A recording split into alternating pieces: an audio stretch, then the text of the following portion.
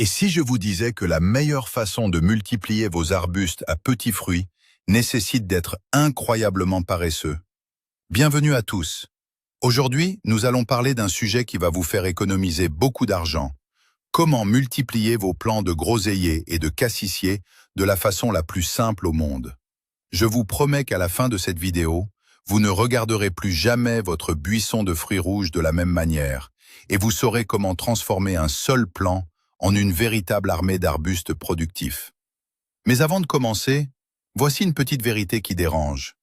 La plupart des jardiniers pensent que pour avoir de nouvelles plantes, il faut soit acheter des pots hors de prix en jardinerie, soit maîtriser des techniques de bouturage dignes d'un laboratoire scientifique. C'est totalement faux.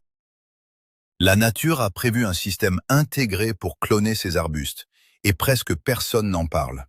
D'ailleurs, je suis curieux de savoir, combien d'entre vous ont déjà essayé de faire des boutures qui ont fini par pourrir misérablement dans un verre d'eau? Dites-le moi dans les commentaires, n'ayez pas honte, on est tous passés par là. Pour bien comprendre pourquoi cette méthode fonctionne si bien, il faut faire un petit saut dans le temps. Historiquement, dans les vieux jardins paysans d'Europe, personne n'allait acheter des plants de cassis ou de groseilles. Ces arbustes étaient la base de la confiture, des sirops et de la médecine familiale.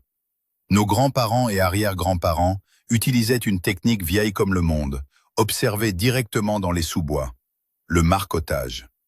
À l'état sauvage, quand une branche d'un buisson fruitier devient trop lourde et touche le sol humide, elle finit par s'y enraciner toute seule. C'est une stratégie de survie de la plante pour s'étendre sur son territoire. Le marcottage, c'est simplement l'art de domestiquer ce processus sauvage. Contrairement au bouturage, où l'on coupe cruellement un morceau de la plante pour le forcer à faire des racines de manière isolée, le marcottage permet de créer une nouvelle plante tout en la gardant attachée à sa mère.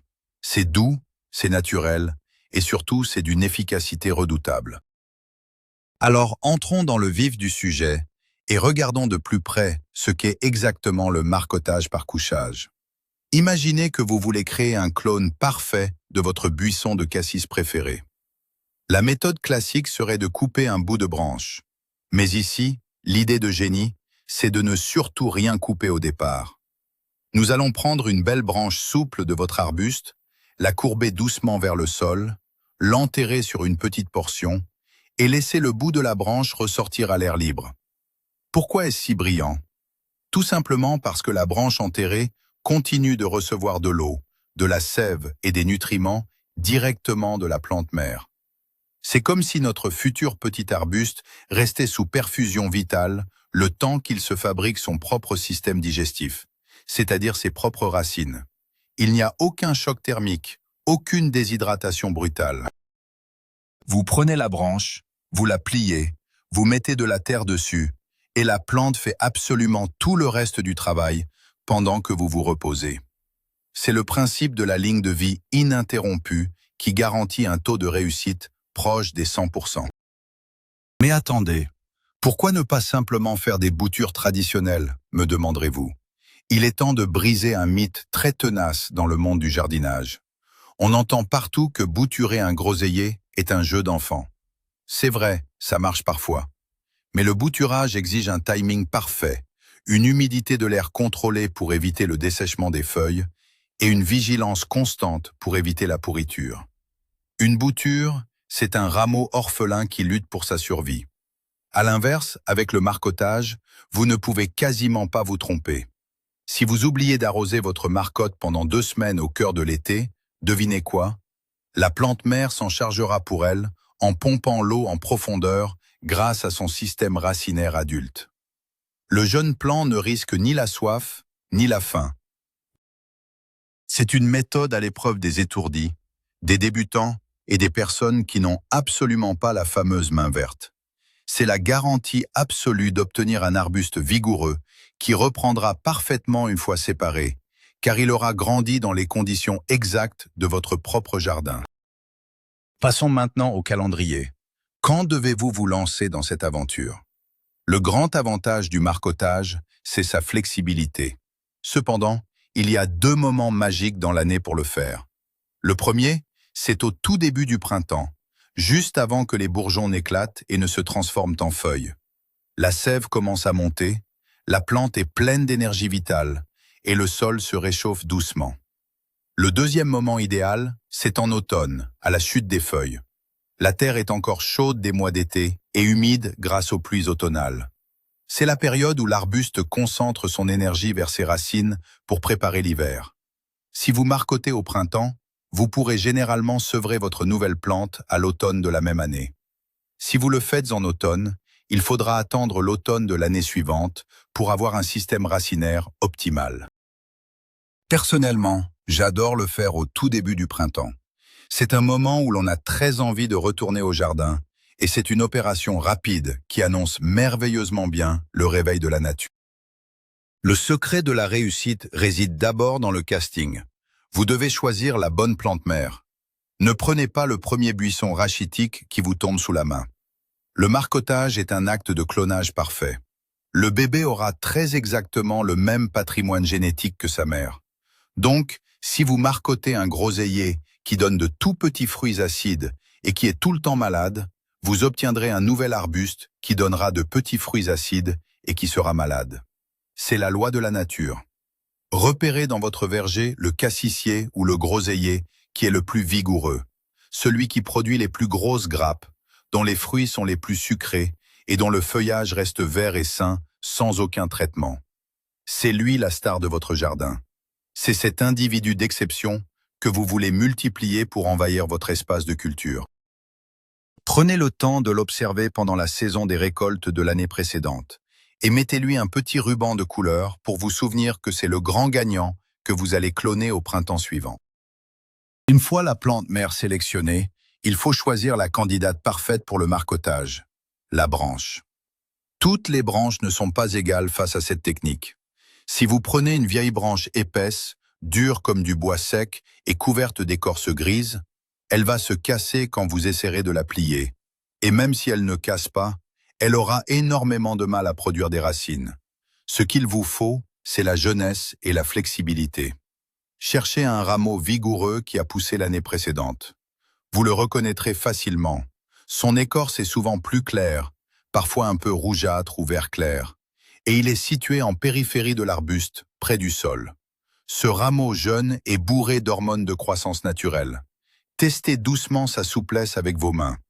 Vous devez pouvoir le courber pour lui faire toucher le sol sans qu'il n'émette aucun craquement suspect.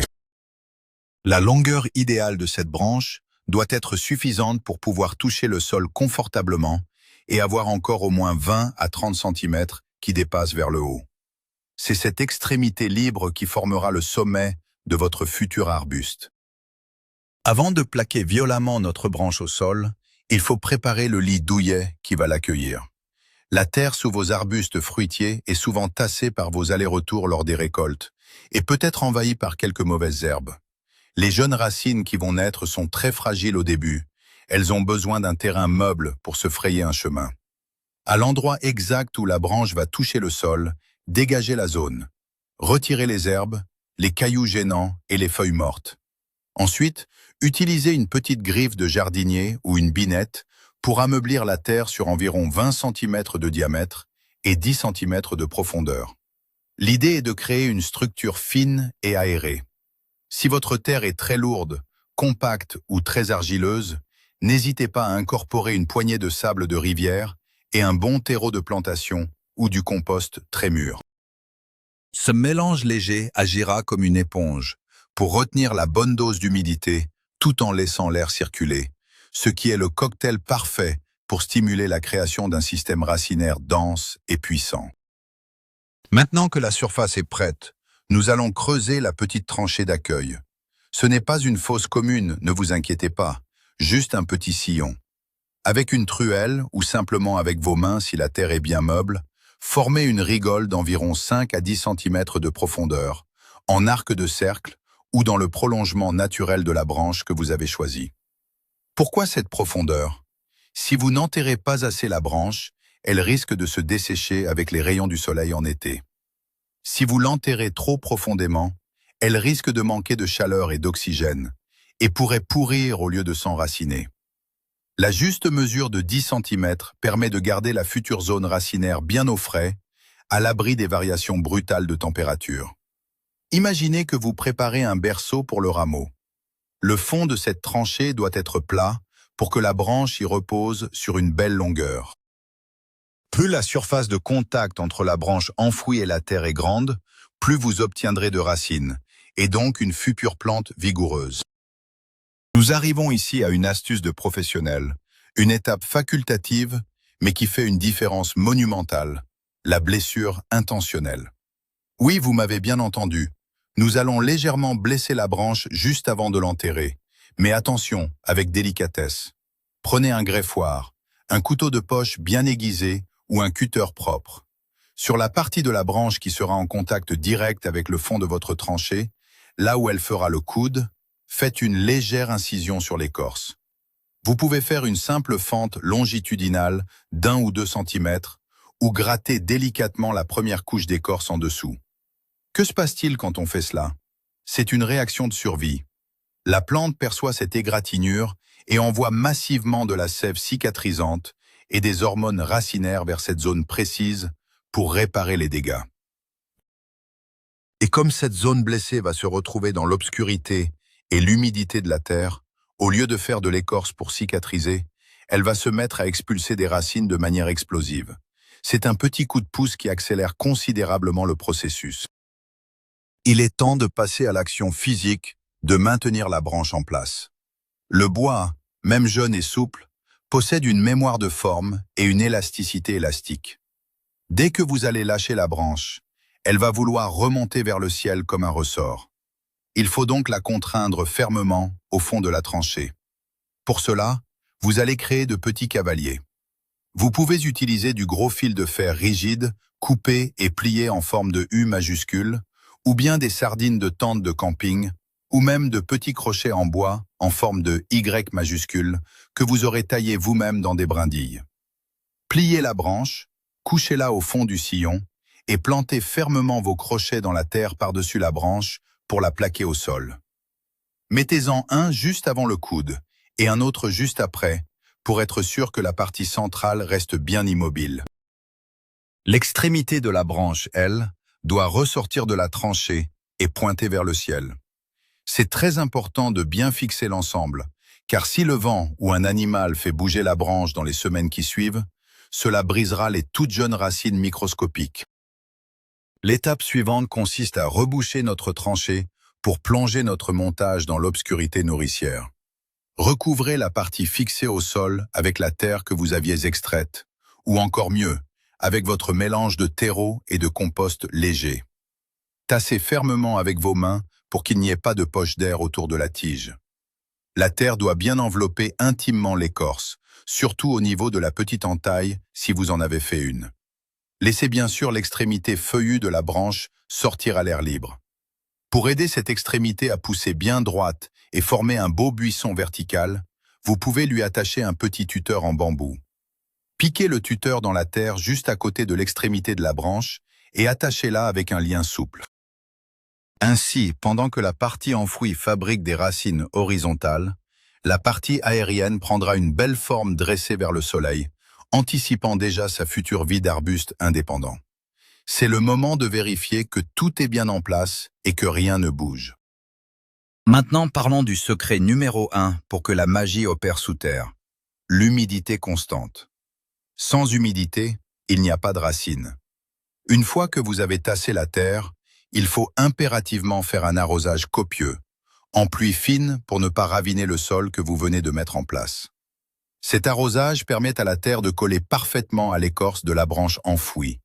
Par la suite, durant tout le printemps et l'été, vous devrez veiller à ce que cette petite butte de terre ne se dessèche jamais complètement. Attention, il ne s'agit pas de noyer la zone au risque de faire pourrir le bois, mais de maintenir une fraîcheur constante, comme celle d'une éponge essorée. L'astuce imparable pour y parvenir sans devenir esclave de l'arrosoir, c'est le paillage. Recouvrez la zone marcottée avec une belle couche de 5 cm de feuilles mortes, de tonte de gazon séché ou de paille.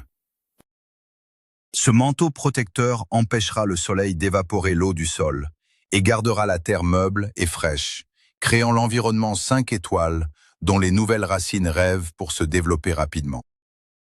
À partir de ce moment, vous entrez dans la phase la plus difficile pour un jardinier enthousiaste, l'attente passive. Et c'est là que l'adage du jardinier paresseux prend tout son sens. Vous n'avez strictement plus rien à faire, à part vérifier de temps en temps que le paillage est toujours là et que la terre n'est pas sèche comme le désert. La nature travaille en silence, à l'abri des regards. Le processus de création des racines prend du temps. Ne cédez surtout pas à la tentation de gratter la terre au bout d'un mois pour voir si ça pousse. C'est le meilleur moyen d'arracher les racines microscopiques et fragiles comme des toiles d'araignée qui commencent tout juste à se former. Laissez la marcotte tranquille pendant au moins 6 mois. Si vous avez fait l'opération au printemps, laissez-la vivre sa vie jusqu'à l'automne, c'est-à-dire vers le mois de novembre. Vous saurez que la marcotte se porte bien simplement en observant l'extrémité feuillue qui sort de terre. Si elle grandit, fait de nouvelles feuilles et s'allonge pendant l'été, c'est le signe irréfutable que le système racinaire souterrain est en train de se bâtir avec succès. Je dois faire une petite parenthèse fascinante ici pour vous parler d'une variante redoutable si vous voulez non pas un, mais 10 nouveaux arbustes d'un coup. Cela s'appelle le marcottage en CP ou marcottage en butte. C'est une technique géniale pour rajeunir complètement un vieux groseillier tout en le multipliant. Au lieu de coucher une branche, vous rabattez tout le vieux buisson au ras du sol à la fin de l'hiver. Au printemps suivant, le buisson va réagir en envoyant une multitude de nouvelles pousses verticales bien droites. Quand ces jeunes tiges font environ 15 cm de haut, au lieu de les coucher, vous venez créer une montagne de terreau tout autour de la base de ces tiges, comme un volcan, en laissant juste les pointes dépasser. Toute la base de ces tiges, enfouie dans la terre humide, va s'enraciner. À l'automne, on enlève la butte de terre, et magie, chaque tige verticale est devenue une plante indépendante avec ses propres racines, prête à être coupée et replantée. C'est une technique industrielle applicable directement dans votre petit jardin, idéale pour les vieilles touffes fatiguées qu'on veut renouveler totalement. Revenons à notre branche couchée. Vous pourriez vous demander pourquoi on ne sème pas simplement les graines des fruits rouges que l'on achète ou que l'on récolte. Après tout, c'est comme ça qu'on fait des tomates, non ? Eh bien, avec les fruitiers, la reproduction par semis est une véritable loterie génétique. Si vous semez une graine d'un magnifique cassis bien gros et sucré, le buisson qui en naîtra plusieurs années plus tard pourra très bien produire des baies minuscules, acides et immangeables. C'est parce que la graine est le résultat d'un croisement avec un autre buisson via la pollinisation des abeilles. Le marcottage, au contraire, est une multiplication végétative. C'est un véritable clonage naturel. La marcotte partage à 100% l'ADN de la plante mère. Donc, la garantie de qualité est absolue. Si la mère est exceptionnelle, l'enfant sera exceptionnel, c'est mathématique. Voilà pourquoi les pépiniéristes professionnels utilisent ces méthodes de clonage pour vous vendre des variétés garanties. Et c'est exactement ce que nous sommes en train de pirater gratuitement dans notre jardin. Les mois ont passé, nous sommes maintenant arrivés à l'automne, à la fin du mois de novembre. Les feuilles de vos arbustes sont tombées, la sève redescend. C'est le grand moment de l'indépendance, le sevrage de notre jeune plant. C'est l'instant le plus gratifiant. Munissez-vous d'un sécateur propre et bien aiguisé. L'objectif est de couper le cordon ombilical, c'est-à-dire la branche qui relie toujours la plante mère à la marcotte enterrée. Vous allez couper la branche juste à l'endroit où elle entre dans la terre. Coupez d'un coup sec et net. Voilà, à cet instant précis, la petite partie qui était reliée au sol est devenue un individu totalement indépendant, un nouvel être vivant dans votre jardin. Il ne dépend plus de sa mère pour survivre. C'est une étape cruciale, et c'est pour cela qu'on la réalise à l'automne ou en hiver, pendant le repos végétatif de la plante. Ainsi, le jeune plant ne ressent aucun stress dû à la coupure de son approvisionnement en eau, car il n'a pas de feuilles à nourrir pendant la saison froide. La séparation physique est faite, mais le nouveau plant est toujours enfoui dans sa tranchée d'origine. Il faut maintenant l'excaver avec une précaution extrême. N'allez pas tirer bêtement sur la branche pour l'arracher du sol, vous risqueriez d'arracher toutes les précieuses petites racines chevelues qu'il a mis 6 mois à fabriquer. Utilisez une fourche bêche plutôt qu'une pelle classique pour minimiser les dégâts. Plantez les dents de la fourche largement à l'extérieur de la zone marcottée, à environ 20 cm du point d'émergence de la tige. Faites levier doucement pour soulever toute la motte de terre en un seul bloc. Une fois la motte soulevée, vous pourrez délicatement émietter la terre avec vos doigts pour admirer votre travail. Vous devriez voir une magnifique barbe de racines claires, dense et vigoureuse, accrochée à la base de la tige, souvent tout autour de l'endroit exact où vous aviez fait la petite entaille au printemps. C'est un spectacle toujours émouvant, la preuve matérielle que vous avez créé la vie à partir de rien. Ce jeune guerrier a maintenant besoin d'une nouvelle maison. Avant de le déterrer, vous devez idéalement avoir préparé son trou de plantation définitif. Le groseillier et le cassissier ne sont pas très exigeants, mais ils aiment les sols riches et frais. Creusez un trou d'au moins 40 cm de profondeur et de largeur, même si le système racinaire de votre bébé semble encore modeste. L'idée est de décompacter la terre tout autour pour faciliter l'exploration de ses futures racines. Au fond de ce trou, déposez 2 bonnes poignées de compost bien décomposé ou de fumier en granulés pour nourrir le sol à long terme. Mélangez ce compost avec un peu de terre de fond pour éviter de brûler les racines par un contact direct. Si votre terre est très calcaire ou lourde, c'est le moment d'ajouter un peu de terreau de plantation. L'emplacement de ce trou est aussi stratégique. Choisissez un endroit qui reçoit un bon ensoleillement le matin, mais qui est peut-être légèrement ombragé aux heures les plus brûlantes de l'après-midi, surtout si vous habitez dans une région aux étés caniculaires. Il est temps de planter notre nouveau buisson. Placez délicatement la motte racinaire au centre du trou. La profondeur de plantation est essentielle. Enterrez la base de la tige un peu plus profondément qu'elle ne l'était dans sa tranchée de marcottage, d'environ 5 cm. Cela va encourager la plante à émettre encore plus de nouvelles racines le long de la tige enterrée et à développer de nouvelles pousses vigoureuses depuis la base, créant ainsi un buisson bien dense. Rebouchez le trou avec un mélange de terre de jardin et de terreau, en tassant légèrement avec les mains ou le bout du pied pour éviter les poches d'air. Et maintenant, une étape qui fait mal au cœur, mais qui est obligatoire, la taille de formation. Sortez votre sécateur et coupez sans pitié la tige principale de votre nouveau plant pour ne laisser qu'environ 15 à 20 cm au-dessus du sol. Oui, ça paraît cruel de raccourcir ce que l'on vient de faire pousser, mais c'est indispensable pour forcer la jeune plante à concentrer son énergie sur l'enracinement plutôt que sur le maintien de longues feuilles et pour la forcer à se ramifier dès la base. Une fois planté et taillé, le jeune arbuste va devoir affronter son premier hiver loin de sa mère. Pour l'aider, un bon arrosage de plombage est nécessaire, même s'il pleut. Versez un arrosoir entier au pied du jeune buisson. L'eau va faire descendre la terre et la coller parfaitement contre toutes les petites racines. Ensuite, on applique la règle d'or du jardinier d'hiver, le paillage épais. Étalez une couche de 10 cm de feuilles mortes, de paille ou de broyat de bois tout autour de votre nouveau protégé. Ce manteau d'hiver va avoir 2 fonctions capitales. Premièrement, il va protéger les jeunes racines encore superficielles contre les gels profonds. Deuxièmement, en se décomposant lentement, il va nourrir le sol et attirer les vers de terre qui viendront labourer la zone gratuitement pour vous. Votre petit cassissier ou groseillier va ainsi passer l'hiver au chaud, bien nourri, en préparant secrètement le développement de ses bourgeons pour le printemps à venir. La question que tout le monde se pose maintenant est « Quand vais-je pouvoir manger mes premières confitures avec ce nouvel arbuste ?»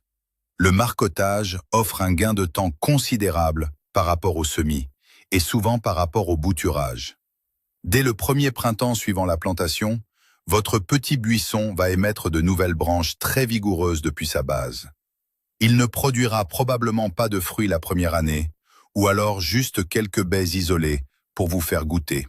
C'est normal, il construit sa charpente. C'est lors de la 2e année de culture que la production va véritablement commencer. Et dès la 3e année, vous aurez un arbuste adulte, capable de fournir des kilos de fruits rouges à chaque été exactement comme la plante mère d'origine. Et le plus beau dans tout ça, c'est que vous pourrez recommencer. Quand ce nouveau buisson sera grand, vous pourrez plier une de ses branches pour créer un troisième, puis un quatrième plant. C'est une boucle infinie d'abondance fruitière, accessible à tous, gratuitement, simplement en pliant une branche vers le sol. Voilà le grand secret, l'évidence cachée sous nos yeux. En comprenant simplement comment la nature procède d'elle-même dans les bois, nous pouvons multiplier nos arbustes à l'infini sans dépenser un seul centime en jardinerie. Le marcottage par couchage, c'est la victoire de la patience et de l'observation sur la dépense et la complexité. Imaginez qu'à partir d'un seul buisson de cassis acheté une fois, vous pouvez créer une haie fruitière de 10 mètres de long en quelques années, le tout en laissant la plante faire le travail à votre place. C'est la magie du jardinage paresseux, intelligent et généreux. C'est une technique qui a nourri nos ancêtres et qui est parfaite pour notre époque, où l'on cherche à créer de l'abondance facilement. Si cette plongée dans les secrets de la multiplication végétale vous a passionné et que vous vous sentez prêt à plier quelques branches au fond du jardin, soutenez la chaîne en laissant un gros pouce bleu sous la vidéo. N'oubliez pas de vous abonner pour découvrir d'autres astuces méconnues qui transformeront votre jardin en paradis productif. Et avant de nous quitter, j'ai une question pour vous. Quel arbuste de votre jardin allez-vous tenter de marcoter en premier cette année? Un cassissier? Un groseillier? Ou peut-être un mûrier? J'attends vos réponses dans les commentaires. Merci d'avoir regardé et bon jardinage à tous.